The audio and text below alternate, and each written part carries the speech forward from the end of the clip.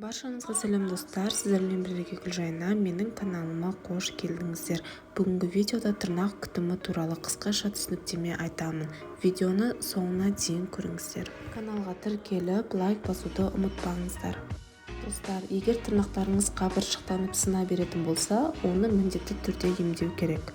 Ең бірінші майлардың көмегімен қатайтуға болады. Ол үшін зайтүн, майсана, ошаған майы пайдалы. Бұл майлармен компресс жасау керек. Майланған мақта дискілерін тырнаққа орап 20 минутта ұстау керек. Және тырнақтарыңызға жаққан кезде саусақтарыңызға, қолдарыңызға массаж жасаған артық етпейді. Массаж қан айналымын жақсартады.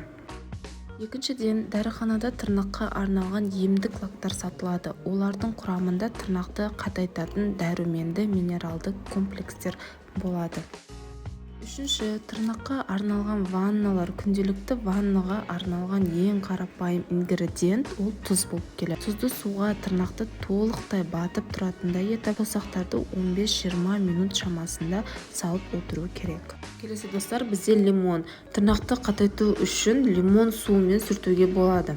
Сондай-ақ тырнақты лимонға салып 10 минут шамасында ұстау керек.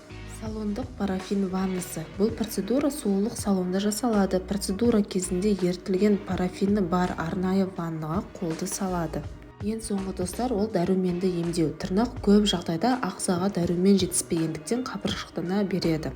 Тырнақты қатайту үшін дәріханада А және Е дәруменді ампула түрін сатып алыңыз. Бұл екі элементті араластырып тырнаққа жағу керек.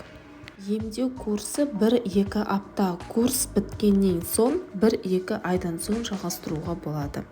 Осымен достар, менің видеом аяқталды. Видеоны соңына дейін көргендеріңізге рахмет. Комментарий жазып, лайк басуды ұмытпаңыздар.